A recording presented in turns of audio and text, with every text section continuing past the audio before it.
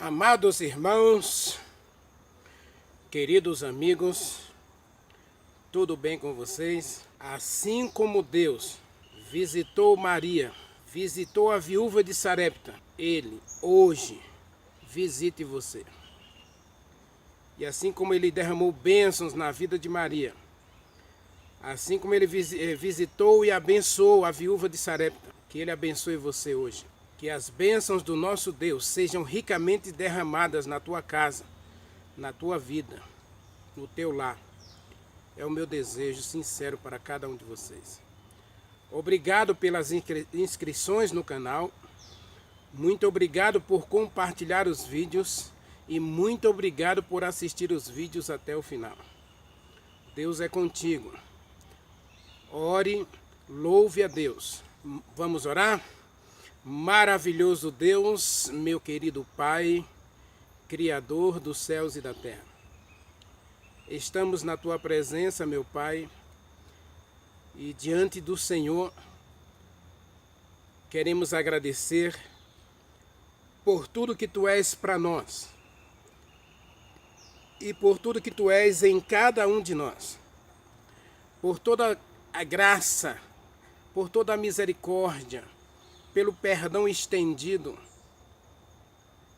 pelas Tuas misericórdias que se renovam a cada dia em nossa vida. Obrigado pela Tua paciência, Senhor. Obrigado pela Tua compaixão. Obrigado por Tuas bênçãos. Obrigado pela Tua direção em nossa vida. Aqui neste lugar, no silêncio desta hora, queremos nos apresentar diante do Senhor. Queremos oferecer ao Senhor um sacrifício vivo, santo e agradável ao Senhor, que é o nosso culto racional. A nossa devoção, a nossa comunhão diária, a nossa entrega, nossas súplicas. Portanto, meu Deus, nesse momento, visite a cada um dos Teus filhos e filhas que oram comigo neste momento e que se entregam a Ti também. Não importa o lugar, não importa a região, não importa a cidade, visita esse teu filho, visita essa tua filha e que estendas a tua mão para socorrer, para assistir, para abençoar, curar, salvar, perdoar, libertar e, acima de tudo, ó Deus, prover cada uma das suas necessidades. Estamos vivendo num mundo caótico, as previsões são terríveis, o homem dia a dia está falando de um apocalipse, está falando de uma tragédia mundial devido às dificuldades climáticas, à depredação da natureza ou degradação da natureza, o assoreamento dos rios, os conflitos socioeconômicos. O ser humano está inquieto, Senhor. E temos também os nossos conflitos pessoais e interpessoais.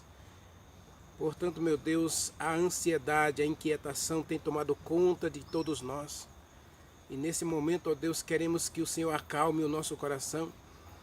Queremos que o Espírito Santo, como uma brisa suave, sopre aos nossos ouvidos a Tua voz, cuidando de cada um de nós, fortalecendo a gente, consolando a gente, confortando a gente. E acima de tudo, ó Deus, assistindo-nos em nossas necessidades. Curando a gente por dentro e por fora. Dá-nos a Tua bênção agora estudarmos a igreja de Pérgamo. Que possamos aprender lições práticas dessa igreja. E que possamos crescer na graça e no conhecimento do nosso Senhor e Salvador Jesus Cristo. Fala conosco e abençoa-nos. Nós oramos agradecidos e Te pedimos tudo em nome de Jesus Cristo. Amém. Amém. Amados, abra sua Bíblia, Apocalipse capítulo 2. Chegamos à igreja de Pérgamo, ou a terceira igreja, terceiro período da igreja, que vai do ano 330 até o ano 538. A igreja de Pérgamo é uma igreja especial. mas é uma igreja que já não tem tanto as características da igreja apostólica, das duas primeiras igrejas, a igreja de Éfeso, a igreja de Esmirna. A igreja de Pérgamo é a igreja que, infelizmente, ela se torna uma igreja estatal. E ao se tornar uma igreja estatal, ou seja, Constantino se converte no ano 321 e ele agora começa a comandar ou direcionar as decisões da igreja em benefício próprio. Ou seja, o Estado começa a dirigir os assuntos eclesiásticos e começa a igreja agora passa a ser propriedade do Estado. E ao ser propriedade do Estado, ela vai aceitar as decisões do Estado.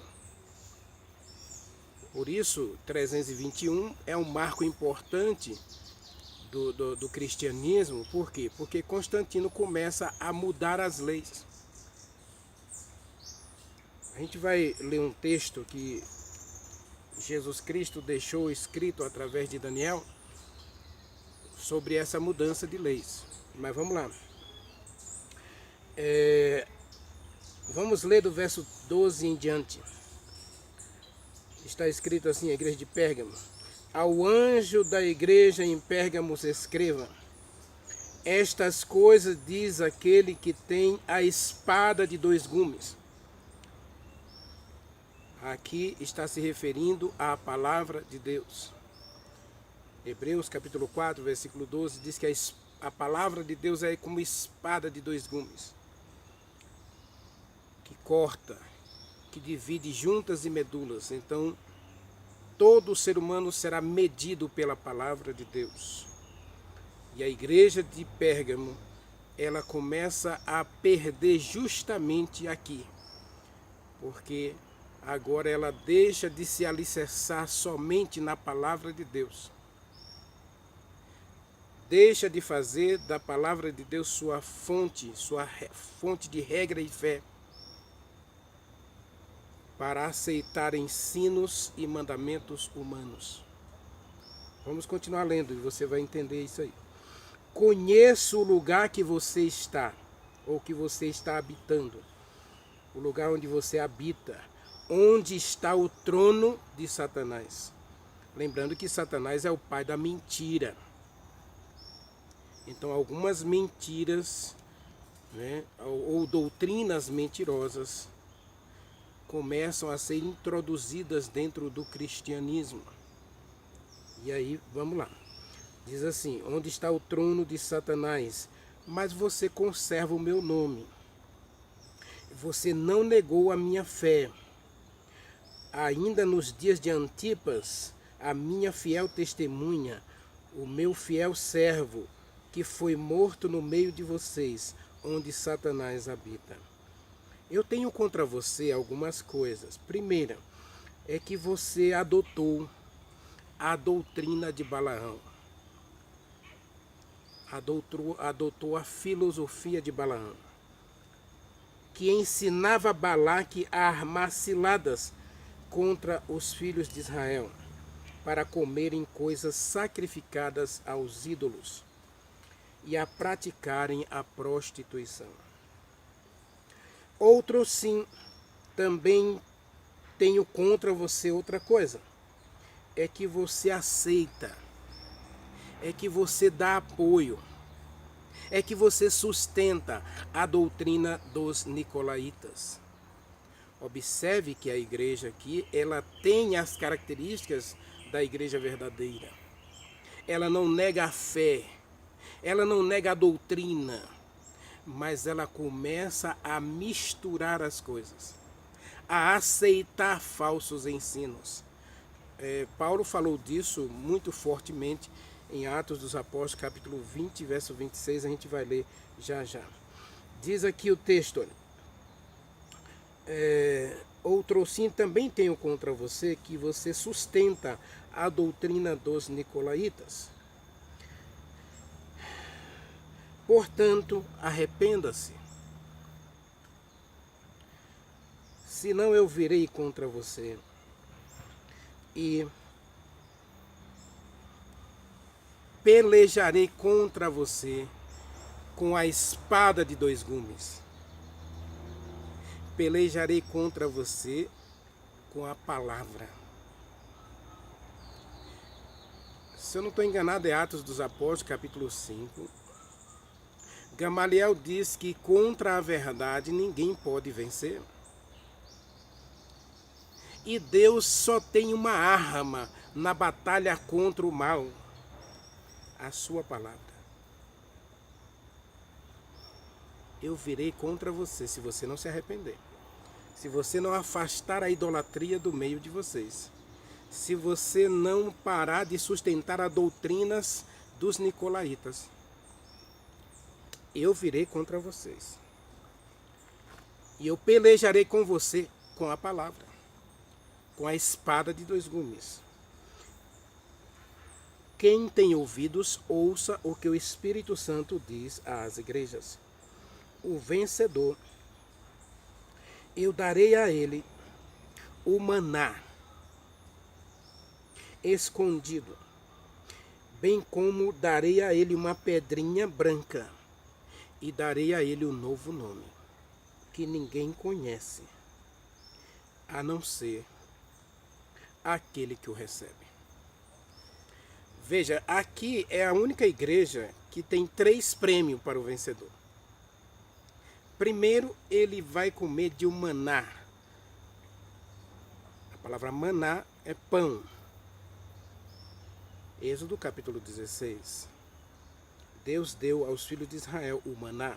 Vamos ler, leia comigo. A gente vai ponderar em 3 lições práticas na terceira igreja.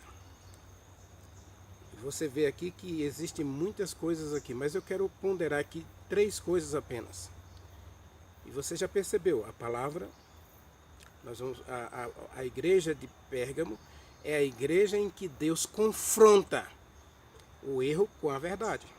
Segundo, a igreja dividida ou a igreja misturada. A igreja deixa de ser aquela igreja pura,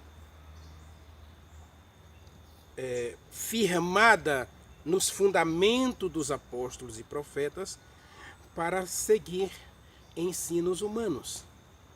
Doutrina de Balaão, doutrina dos nicolaítas. E terceiro, o convite de Deus ao arrependimento. Não podemos deixar de falar disso, porque das 7 igrejas, a única que Deus não fala de arrependimento, as 2 únicas no caso, né? Esmirna e Filadélfia, que não tem repreensão para essas 2 igrejas, então não há convite a arrependimento. Mas as demais todas, Deus pede arrependimento. Por que Deus pede arrependimento? Porque a sua graça permanece estendida. Então esses 3 assuntos aí nós vamos ter que trabalhar. Aí leia comigo o Êxodo capítulo 16.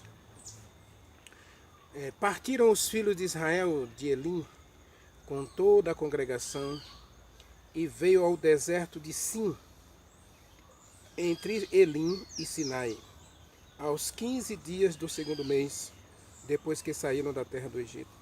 E toda a congregação dos filhos de Israel murmuraram contra Moisés e Arão no deserto, e disseram os filhos de Israel: quem nos dera tivéssemos morrido pela mão do faraó, pela mão do Senhor na terra do Egito, quando estávamos sentados junto às panelas de carne e comíamos pães a fartar, pois nos trouxeste a este deserto para morrer, para nos matardes de fome, a nós, toda esta multidão. Então o Senhor disse a eles: farei chover pão do céu para vocês. Farei chover pão do céu para vocês, diz o verso 4. Disse o Senhor a Moisés: fala aos filhos de Israel, farei chover pão do céu para vocês, e o povo sairá e colherá dia a dia a sua porção diária.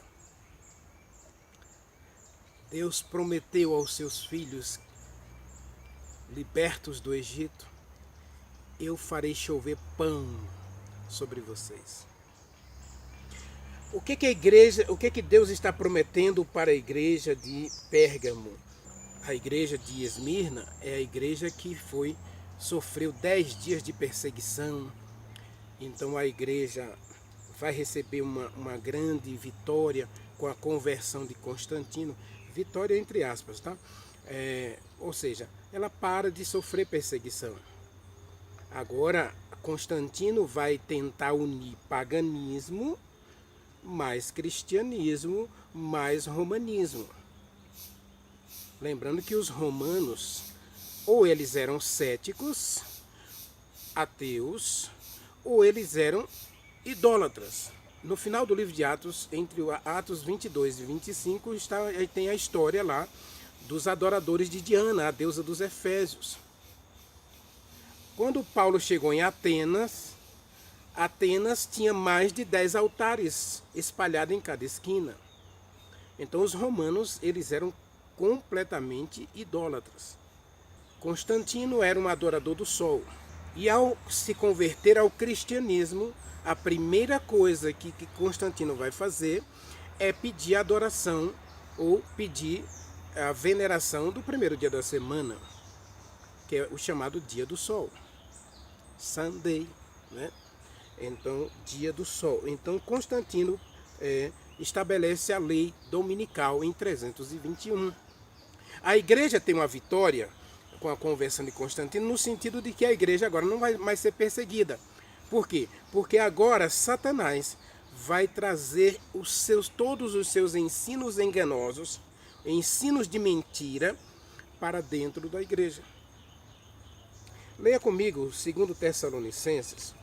Paulo fala justamente sobre esse momento da igreja em que ela começa a deixar a verdade para acreditar em mentiras. Ela não abandona totalmente a verdade. Diz o texto de Apocalipse que a igreja de Pérgamo, ela conserva a fé. E ela não abandona a doutrina de Deus, mas ela começa a aceitar que também outros ensinos fora dos fundamentos dos apóstolos podem ser verdade. Segundo Tessalonicenses, capítulo 2, Paulo diz assim: irmãos, com respeito à vinda do nosso Senhor Jesus Cristo e da nossa reunião com Ele, eu exorto a vocês que não se demovam da vossa fé, da vossa mente com facilidade, e nem vos perturbeis, quer por espíritos, quer por palavras, quer por epístolas, que como se procedesse da gente. Jesus Cristo falou que vários falsos profetas iriam sair pelo mundo fora, enganando as pessoas. Mateus capítulo 24, versículo 4, versículo 5, versículo 11 e versículo 24. Leia lá, depois você confere. E Jesus Cristo deixou claro que surgiriam falsos cristos e falsos profetas no meio da igreja. Porque a apostasia não acontece no reino da mentira. A apostasia acontece entre o povo de Deus, entre aqueles que abraçaram a verdade. Então leia comigo aí, continue lendo comigo, versículo 2 agora. A que não vos demovais da vossa mente com facilidade, nem vos perturbeis, quer por espírito, quer por palavras, quer por epístola, como se procedesse da gente, segundo tenha chegado o dia do Senhor. Ninguém engane vocês, porque não será assim. Nada vai acontecer sem que primeiro venha a apostasia. A igreja de Pérgamo é a igreja que começa um processo de apostasia ou abandono da verdade, ou começa a misturar a verdade com a mentira. Inclusive, quando Constantino estabeleceu o domingo como dia de guarda, ele disse o seguinte: quem mora na cidade guarda o domingo. O pessoal que está no campo pode continuar com a prática da colheita, da semeadura no domingo. Não tem nada demais você guardar os 2 dias. Inclusive hoje existe muita gente ensinando que podemos guardar qualquer dia, que Deus aceita qualquer dia. Qualquer dia serve para Deus. Eu já ouvi isso de muitos cristãos, inclusive de líderes religiosos. Qualquer dia serve. Não foi isso que Deus estabeleceu. Por isso a mensagem a Pérgamo fala de uma espada de 2 gumes. A mensagem de Pérgamo é uma mensagem que Deus diz que sua palavra não muda. E eu vou pelejar com vocês com a única arma que eu tenho, que é a verdade. Leia comigo 2 textos. Vamos para Hebreus capítulo 4, versículo 12. Olha o que Deus diz para cada um de nós. Porque a palavra de Deus é viva, ela é eficaz, ela é uma espada, ela é mais cortante do que qualquer espada de 2 gumes. Lá em Pérgamo, Deus diz que pelejará com a igreja de Pérgamo, com o ancião da igreja de Pérgamo, com a espada de 2 gumes. E Hebreus capítulo 4, versículo 12, Paulo está dizendo que a palavra de Deus é como uma espada cortante, mais afiada que uma espada de 2 gumes. E ela penetra até o ponto de dividir alma e espírito, juntas e medulas, e é apta para discernir os pensamentos e propósitos do coração. Então Deus se apresenta para a igreja de Pérgamo dizendo: eu tenho uma verdade. E essa verdade é permanente, ela é imutável, ela é absoluta, ela é eterna. O conforto que Deus dá para a igreja de Pérgamo é que Deus não muda. Leia comigo agora João 17, 17. João capítulo 17, versículo 17. Está escrito: santifica-os na verdade, a tua palavra é a verdade. A igreja de Pérgamo, Deus se dirige ao anjo da igreja de Pérgamo dizendo: eu tenho na minha mão a espada de 2 gumes. A palavra de Deus, ela vai sofrer uma grande perseguição, né? Apocalipse capítulo 11 fala dessa perseguição contra a verdade, contra a palavra de Deus, especificamente contra a Bíblia, que vai começar em 538 e vai até 1798. Quando Deus se apresenta para eles, eles têm que ter a consciência do que está escrito em Malaquias capítulo 3, versículo 6. Eu, o Senhor, não mudo. Por isso vocês não são destruídos.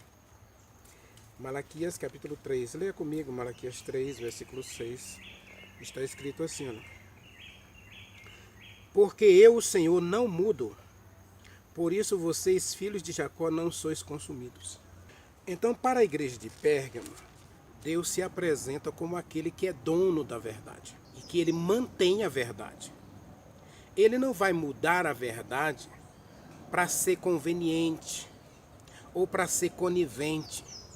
Ao contrário, o texto da igreja de Pérgamo apresenta uma outra coisa para a gente. Um Deus tolerante.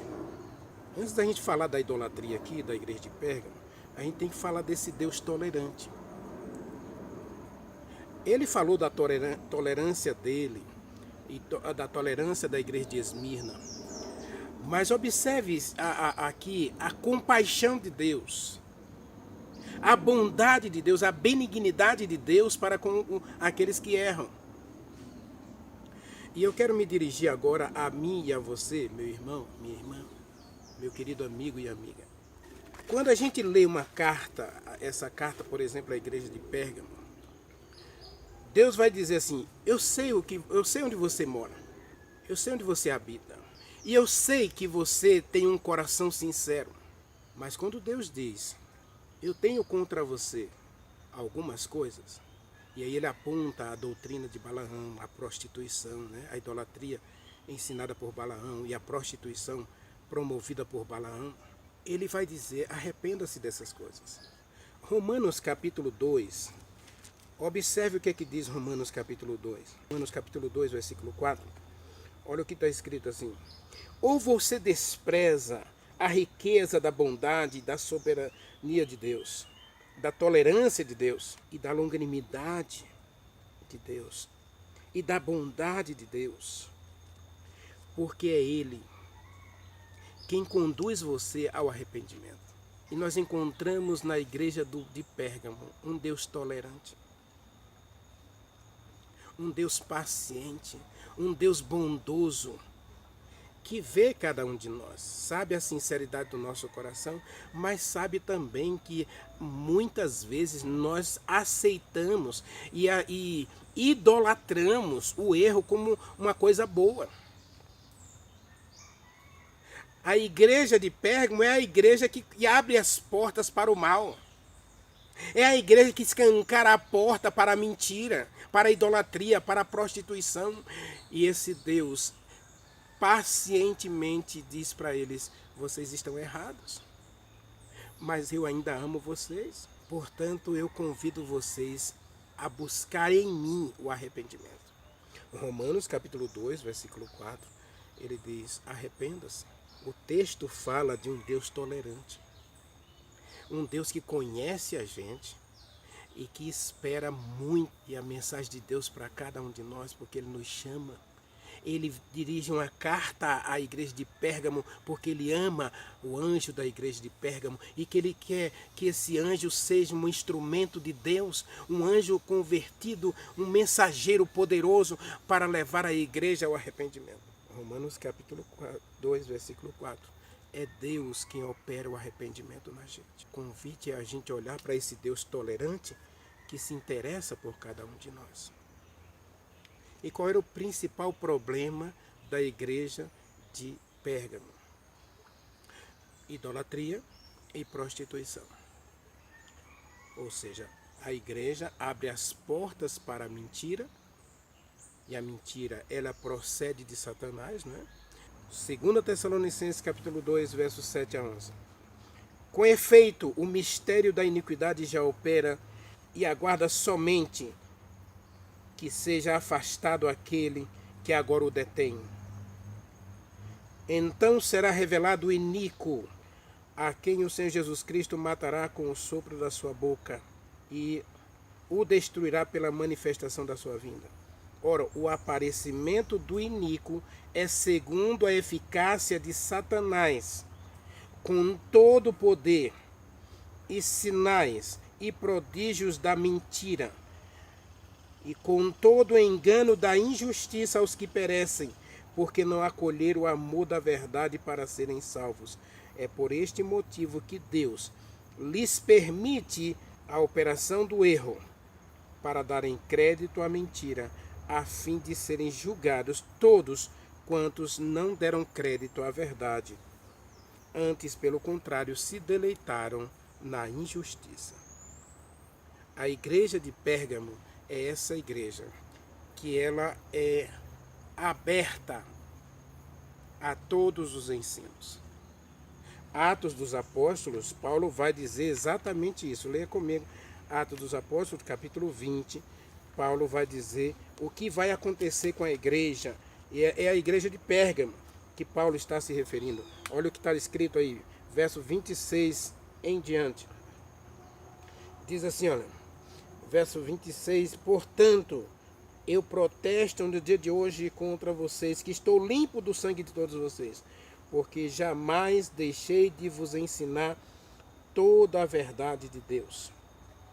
Atendei, pois, agora ao rebanho sobre o qual Deus vos constituiu, bispos ou pastores, para pastoreardes a igreja do Deus vivo, a qual ele comprou com seu próprio sangue.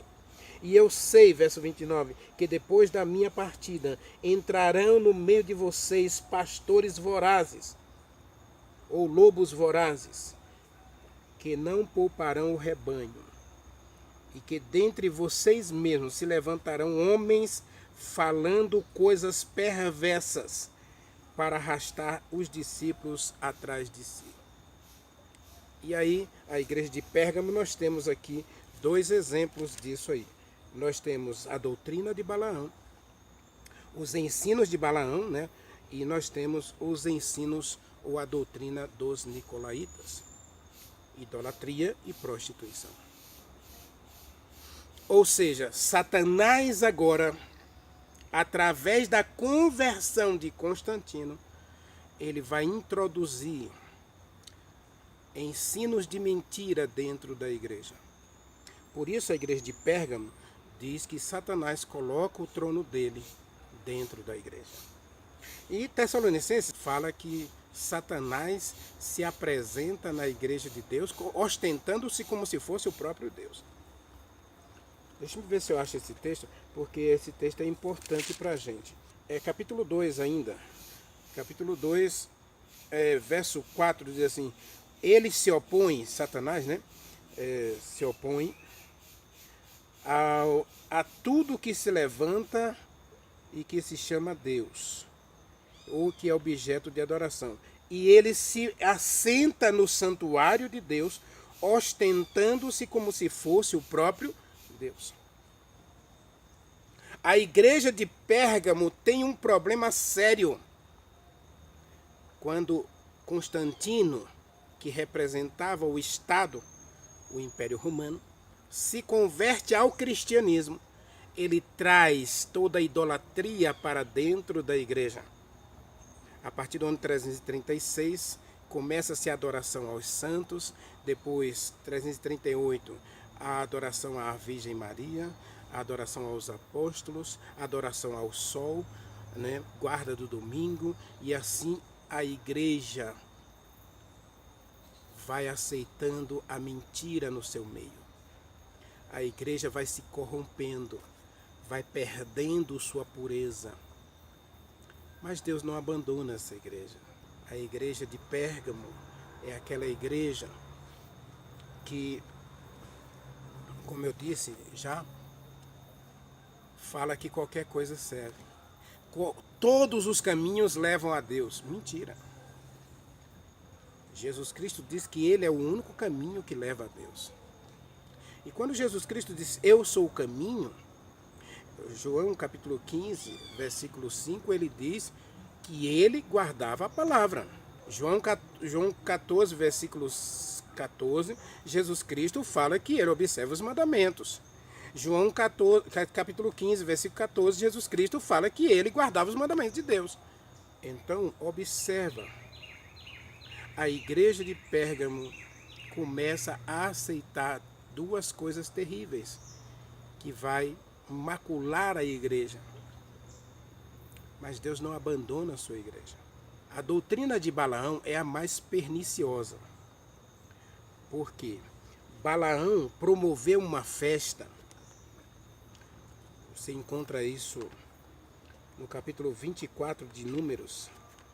Balaão promove uma festa e leva Israel a adorar Baal e a casar com as moabitas e midianitas num casamento misto, misturando a linhagem santa com o povo idólatra daquela região. Veja bem, a adoração a Baal Peor, habitando os filhos de Israel em Sitim, começou o povo a prostituir-se com as filhas dos filhos dos moabitas. A igreja de Pérgamo é repreendida por Deus por causa da prostituição. Amados, eu tenho assistido muitas séries na televisão e uma coisa que a gente percebe claramente, a intenção aberta de Satanás de destruir a instituição de Deus, o casamento. Deus instituiu o casamento, deixará o homem pai e mãe e se unirá em laços matrimoniais com uma mulher. E serão os dois uma só carne. Aí o sexo é uma bênção. Aqui está dizendo que os filhos de Deus, deixando a ordem de Deus, a palavra de Deus, eles começaram agora a viver a prática da prostituição. E se tem um século, se tem uma época em que se valoriza demais a prostituição, essa época é agora. Nunca se valorizou o sexo livre como agora. Hoje nós temos vários canais, tanto na internet quanto na televisão, promovendo justamente o sexo livre. Os programas de televisão, programas de internet ou das mídias sociais promovem o sexo livre como um ingrediente de felicidade, né, inclusive. E a gente vê quantas pessoas hoje vivem frustradas, infelizes, derrotadas, justamente por causa de uma coisa simples que Deus estabeleceu para promover felicidade: o sexo entre o casal. Observe também aí, vamos para o verso 2, diz assim: e estas convidaram os filhos de Israel ao sacrifício aos seus deuses. Esse era o ensino de Balaão.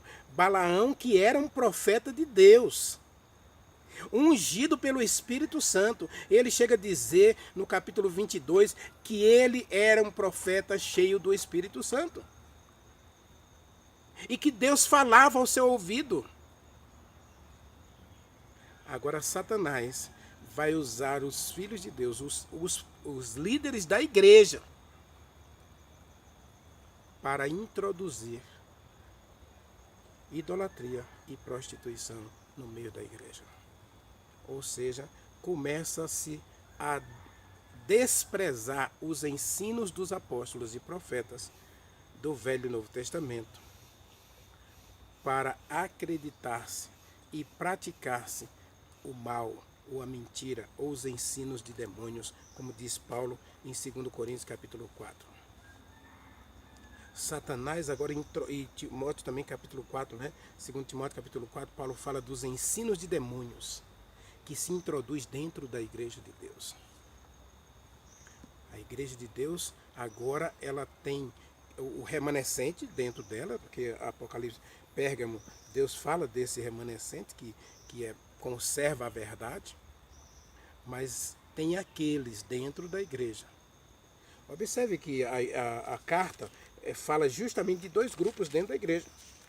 Um grupo que conserva a fé e um grupo que se apostata. Um grupo que dentro da igreja começa a se prostituir e a praticar idolatria. Diz assim o texto: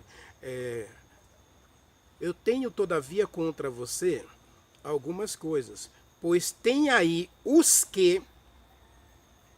Ora, existem os que conservam a fé e mantêm a doutrina de Deus, mas tem os outros, dois grupos dentro da mesma igreja: o joio e o trigo andando juntos. E o problema é que o joio agora passa a ter mais influência na igreja do que o trigo.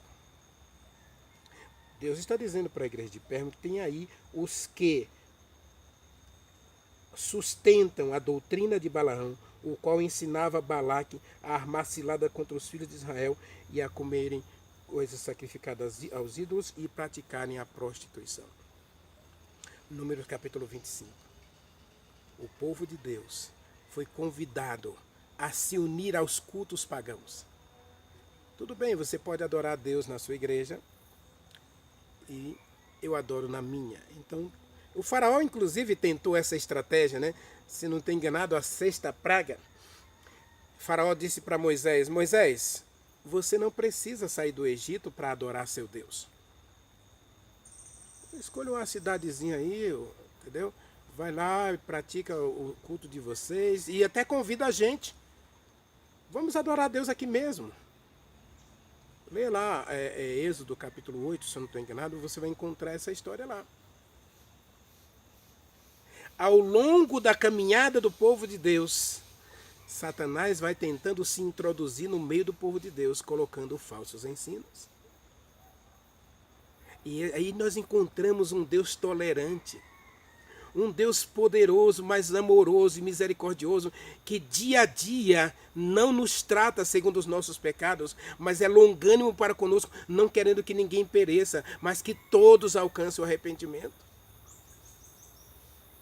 A igreja de Pérgamo é a igreja que aceita a idolatria, aceita a prostituição, aceita misturar. Não se esqueça da igreja lá dos filhos de Israel, na entrada da terra de Canaã, antes de tomar posse da terra prometida, o povo cai na idolatria. Mas Deus é bondoso, Deus é misericordioso. Ainda hoje, Ele está dizendo para mim e para você: filho, eu conheço as tuas obras. Eu conheço você, eu sei onde você habita. Eu sei onde você está. Você está num terreno encantado, minado pelos falsos ensinos de Satanás. E Satanás hoje tem se sentado na igreja de Deus, ostentando-se como se fosse o próprio Deus. E infelizmente nós hoje podemos estar na igreja verdadeira, aquela que sustenta as 8 colunas da verdade, praticando idolatria e prostituição, ou seja, adorando o mal, adorando a Satanás. Por quê? Por causa da idolatria e da prostituição. Lembrando que a palavra prostituição aqui é muito mais do que ato sexual, tá bom? Eu falei aqui do ato sexual porque, infelizmente, hoje, muita gente tem feito do sexo livre um ídolo. E muita gente hoje tem um altar à adoração ao corpo, né? À sensualidade, à sexualidade. Hoje, de crianças a adultos, tem se exposto ao vexame do sexo livre, do sexo sem respeito, do sexo sem vínculo, sem responsabilidade e sem compromisso. A prostituição infantil hoje é um dos graves e sérios problemas em todos os países. Estamos adultizando nossas crianças pela roupa, pelos ensinos e levando nossas crianças para o precipício da prostituição e da idolatria. Esse é um grave e sério problema social. A igreja de Pérgamo é a igreja do 4º século, do 5º século, que vai aceitar o mal dentro das suas portas. E Deus, olhando para essa igreja, Ele que conhece todas as coisas, Ele diz: eu sei onde vocês estão. Essa expressão, eu sei onde vocês moram, ela tanto se refere à cidade de Pérgamo, né, quanto se refere ao conhecimento de Deus sobre os hábitos da igreja. A palavra habitar aqui, ela vem de hábito. As práticas da igreja. Então Deus sabe as suas práticas. Onde você habita aqui é onde você tem colocado o seu coração. Onde você tem colocado suas afeições, onde você tem colocado os seus desejos, os seus projetos, seus planos. É na exaltação própria? É na aceitação popular? Hoje, infelizmente, o cristianismo tem buscado a aceitação popular. Por isso é que hoje nós encontramos tanta idolatria e prostituição dentro do cristianismo, a prostituição cultica, né? A distorção da verdade. Tem muita gente hoje prostituindo a verdade, fazendo com que mentira seja verdade e verdade seja mentira.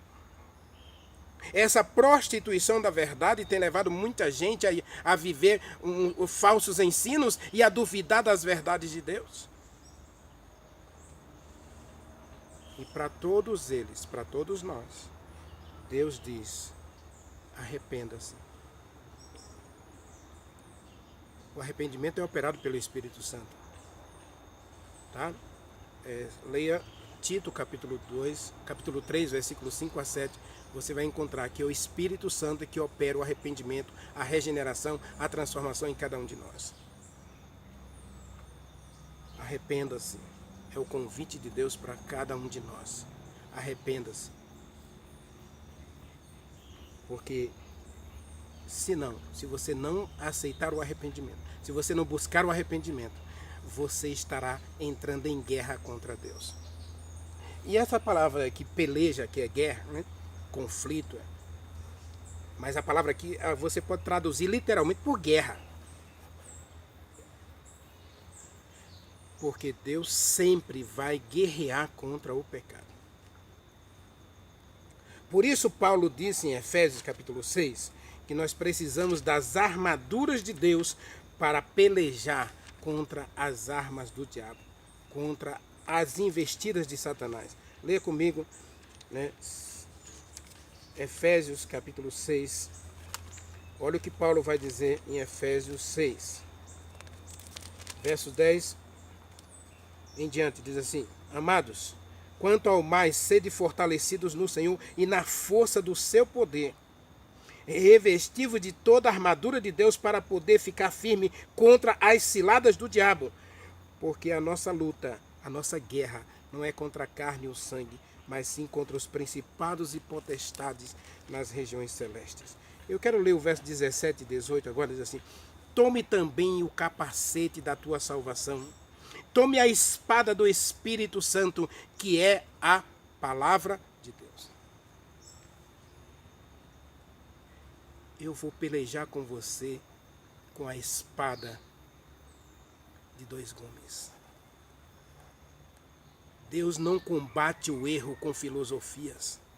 Deus não combate o erro com outro erro. Deus só tem uma arma para guerrear contra Satanás. Satanás só tem uma arma também, viu? Que é o engano.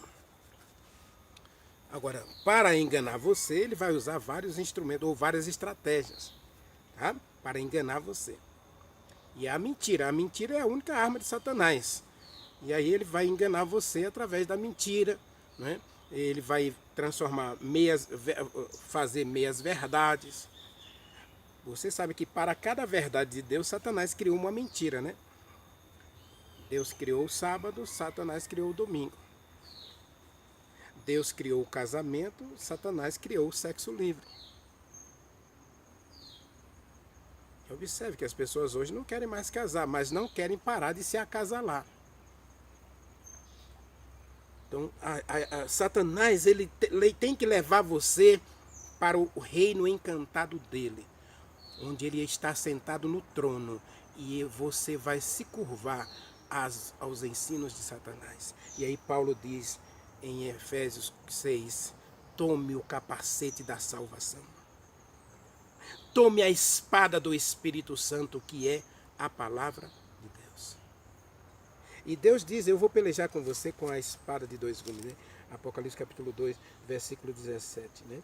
Versículo 16. Portanto, arrependa-se, senão eu virei a você sem demora e pelejarei contra você com a espada da minha boca. Qual é a espada da boca de Deus? O Velho e o Novo Testamento. A palavra de Deus. Todo ser humano será medido pela palavra. Todo ser humano será arguído pela palavra. Será avaliado pela palavra. Será julgado pela palavra.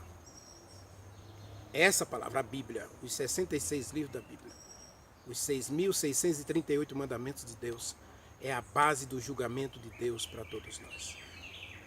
Porque eu vou dizer sim a Deus ou dizer não a Deus. E a vontade de Deus se revela na sua palavra. Meu querido, minha querida, eu quero convidar você agora a pensar o que você tem feito, o que nós temos feito. Porque de Deus não se zomba. Tudo que o homem semear, isso ele vai colher. E todos nós vamos comparecer diante do tribunal de Deus, para sermos julgados pelas nossas obras. E as nossas obras, segundo a Bíblia, é a aceitação da verdade ou rejeição da verdade. João capítulo 5, versos 25 a 28. Quem tiver praticado o bem, vai ganhar a vida eterna. Os que tiverem praticado o mal, irão para a morte eterna. Ezequiel capítulo 4 também fala a mesma coisa. Capítulo 18 e capítulo 33. Fala das boas obras. Aquele que aceita a justiça de Deus, aceita o caminho de Deus, aceita a vontade de Deus. Essas são as boas obras. Aqueles que aceitam o caminho do mal, da injustiça e do engano, esses aí praticam as más obras. Meu querido, a igreja de Deus é aquela que foi comprada e remida pelo sangue de Jesus Cristo. E Ele ama essa igreja. Ele ama cada um de nós. E Ele está desejoso e ansioso de ajudar-nos a cada um de nós. Não se esqueça de Romanos capítulo 2. O próprio Deus nos convida ao arrependimento e Ele mesmo opera em nós o arrependimento para a glória do seu nome. Usando aí o Espírito Santo. Ou nos dando como agente de transformação o Espírito Santo. Que hoje você ouça o Espírito Santo. Que hoje você deseje ser um vencedor para comer do maná, para ter uma pedrinha branca na sua coroa. É a pedra do vencedor. E você tem um novo nome no reino de Deus. Ore comigo, maravilhoso Deus, meu querido Pai, Criador dos céus e da terra. Estamos diante de Ti, meu Deus, e queremos que hoje o Senhor nos ajude a alcançar o arrependimento, a buscar o arrependimento, a ter a tristeza em nosso coração por tudo que temos feito de errado e buscarmos do Espírito Santo uma mudança radical em nossa vida. Aceita nosso louvor, aceita a nossa adoração, toca-nos e toma-nos para sermos Teus agora. Nós Te adoramos agradecidos em nome de Jesus Cristo. Amém.